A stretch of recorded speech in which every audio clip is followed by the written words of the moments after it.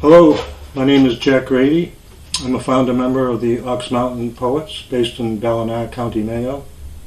I'd like to thank Paul Castell and the group in Skibbereen for the honor of being able to share my poetry with you at the Speakeasy sessions.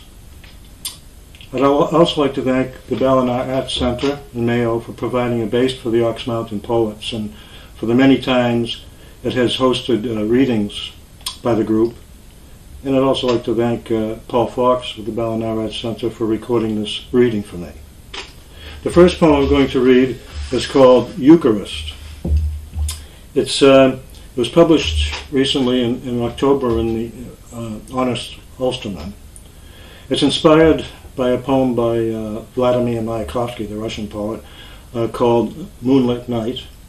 It's also influenced by a poem by Serbian poet Novika Tadic called Antisan. So here's the poem, Eucharist. Let me drown in the fish soup of galaxies, in a breathless ocean of blackness, lit by the phosphorescent swirls of schooling stars, and by emission nebulae and towering shapes of jellyfish. Let me discover myself to be as significant in the midst of all this as copepod or krill. Let me be sifted through the ballying of a wormhole, to be sucked into the stomach of another universe. Let every soundbite my self-proclaimed genius shoots, every would-be profound probe I launch, and to the deep space unknown of this infinite soup, be as rudderless as a message corked in a wine bottle by a castaway. Let me be tossed adrift on roiling currents of gas, and into the red, anticyclonic eye of Jupiter. I'll be spit out with a coronal mass ejection from a distant sun. And in the end, let God dip his spoon into this mess of a soup I'm unable to escape. Let him consume and digest me. Let me become the body and blood. The next poem I'm going to read is called The Final Solution. And I have a relevant quote by Russian poet Yevgeny Yevtushenko as the epigraph here. The quote is, "When truth is replaced by silence, the silence is a lie." So here's the poem, A Final Solution. We, the objectionable, the offensive, the obnoxious, the censurable, no longer have free speech. A new law decrees free speech is forbidden. All speech henceforth must be PC. So we, the objectionable, say nothing and choose free silence instead. But soon we'll be denied even that. Our silence will make us suspect. We'll be interrogated, then shot with sodium pentothal, biometrically mapped and polygraphed, forced to confirm our submission in sound, not silence. To say so often what they program us to say, we believe it ourselves, proven by slogans we shout from our sleep. Perhaps they can make us believe anything. That an abattoir is heaven, a gas chamber, a shower to refresh our souls. We'll smile in a queue to the promise of bliss, unaware of the crematoria, bodies on their runways, the final holiday flights ascending on silent wings of smoke.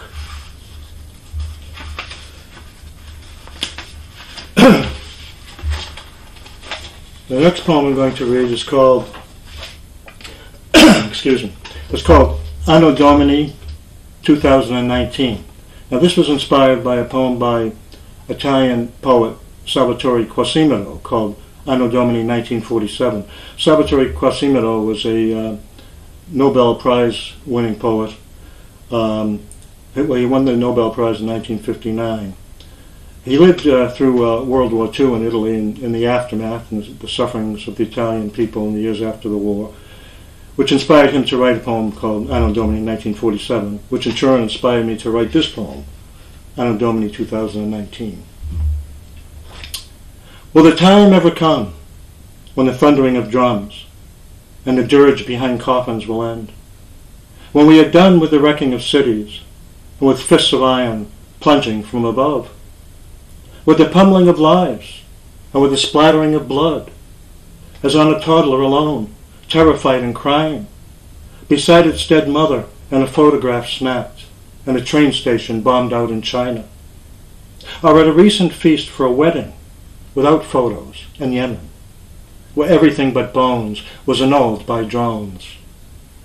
Will the time ever come when I am able to stop shouting, "Why, my God, have you forsaken us?" Will a taste for milk and honey ever replace the vengeful detritus of hatred and death that hungers in our breasts? Will we ever be allowed to bury forever our missiles on the meadows of sunflowers?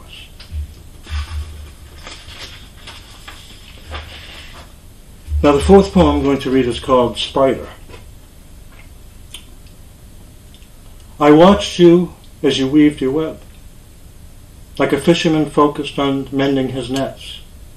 I never noticed the flies you drained of life, though I saw the aftermath you left, like pennants hoisted on the halyards of a ship. I enjoyed greeting you every morning and saying good night to you all that summer. Though you had grown fat, the only kill I witnessed was your last, a wasp more massive than you. Later, I watched you angle your plump belly of an arse over the rigging sheets of your web, and shit out digested remains and dark, viscous drops. But soon a wasp, even larger than the last, perhaps your victim's mate, took you from your web, like an owl hooking a mouse out of an open field. I did not see the lair which lava consumed your still living, paralyzed body, but I saw your web as a ship abandoned, adrift in a gale, sails torn, stays and shrouds tattered, ghosts unspinning in the wind. And the last poem I shall read is called Dark Voyage. The fire has dimmed, the embers glow, like a lantern on a square-rigged ship, though they wheeze and weaken, slowly consumed by the intrusion of darkness. I know that this world is wayward, its helmsman blind as our vessel drifts toward a deserved black hole of doom, but this night is soothing and still. No wind pounds or rips limbs from the trees, and all the birds are settled and asleep. The only sounds are the crackle and sizzle of burning wood, not even teased by a breeze. Then a moan from a meadow calls from the darkness, like a desolate wail disproving the peace of a quiet sea. A cow in mourning for her slaughtered calf informs me I'm not alone in loss, that the tides of this ocean carry us all to the same anchorage of grief. What will we discover when we sight our final port, disembark, and explore our last shore? What treasure of our lives will we barter with buccaneers who have stolen the scales?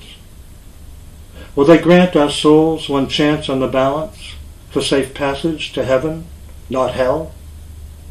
Or are we bound to be reborn in a new Tortuga of plunder and murder, and why? But the night is still and has no answer, save embers warming me yet, and a cow bellowing now as if drowning in rip currents of grass. And off the bow and rising, a full moon, a picaroon skull, a lurid doubloon. Thank you. Thank you very much.